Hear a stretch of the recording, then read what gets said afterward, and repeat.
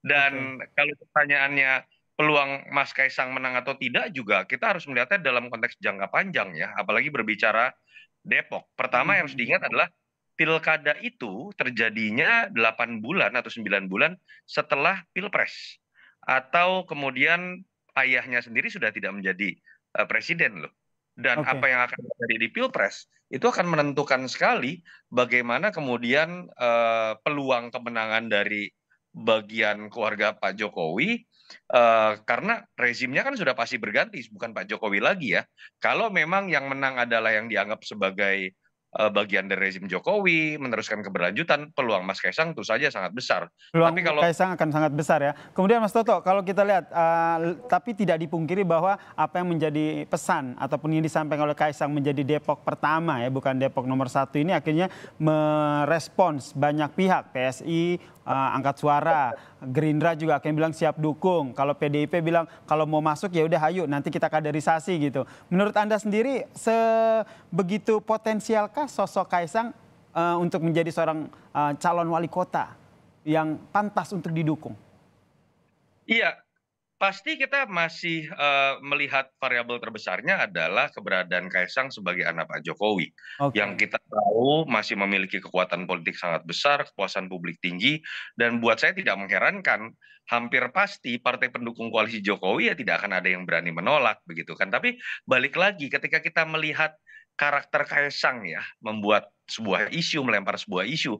Ingat misalnya contoh, pada saat ramai-ramainya Puan dengan Ganjar, Mhm. dalam konteks masih berebutlah tiket dari PDI Perjuangan, dan kita tahu kecenderungan Pak Jokowi mengendorse Mas Ganjar, Mas Gibran mengendorse Mas Ganjar, tiba-tiba Kaisang muncul dengan logika sebaliknya menggunakan kaos bergambar Mbak Puan. Apakah itu Iya, bisa diartikan itu dukungan Mbak Puan, Mas Kaisang terhadap Mbak Puan dalam arti politik yang sungguhnya kan tidak juga. Harus betul. dilihat Mhm, mhm. konteks yang lebih cair, bisa saja non politik dan lain-lain gitu ya. Nah ini Itu menarik juga. di kalimat Mas Toto, harus melihat konteksnya lebih cair, apalagi melihat background ataupun sikap dari Kaisang dalam apa ya, menyikapi politik ataupun dinamika politik yang terjadi ya saat ini.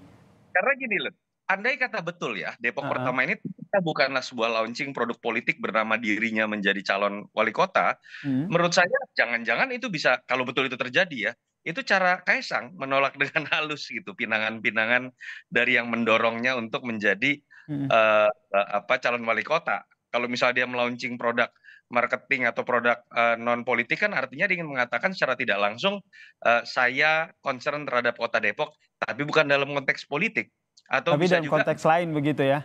atau saya concern dengan bidang politik, tapi mungkin tidak di kota Depok. Itu yang saya coba lihat, bukan tidak mungkin ya, Mhm. malah menjadi sebuah fakta yang menarik gitu dari berbagai macam nyelenehnya sosok Kaisang yang bukan sekali ini saja, sudah berkali-kali Mhm, mhm. dia.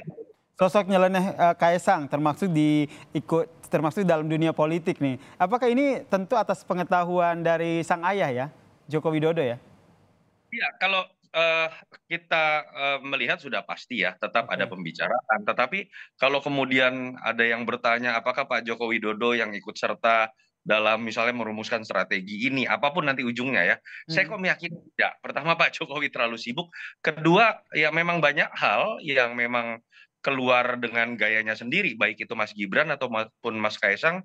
Saya sih menangkap dari berbagai kejadian politik yang ada beberapa tahun terakhir yang mulai melibatkan Mas Gibran dan Mhm, Mas mhm. Kaisang ataupun Mas Bobi, mereka agak cenderung terlihat dibiarkan dengan gayanya sendiri. Itu Baik. terjadi di Mas Gibran. Dan saya meyakini juga pada skala yang lebih ekstrim terjadi pada Mas Kaisang, karena kalau kita lihat memang Mhm. tingkat remehnya ini lebih-lebih lagi dibanding Mas Gibran. Itu yang Baik. menyebabkan saya agak berani berspekulasi, jangan-jangan ini bukan urusan Oke, politik atau. jangan-jangan bukan urusan politik tapi non politik ya. Kita nantikan ya apakah pendapat dari Mas Toto ini terjawab. Kita nantikan bagaimana statement-statement selanjutnya dari Kaisang Pangarep nih, putra bungsu dari Presiden Joko Widodo. Terima kasih pengamat politik sekaligus Direktur Eksekutif Carta Politika Mas Yunarto Wijaya telah bergabung bersama kami di Kompas Malam. Salam sehat Mas Toto. Ya, selamat malam.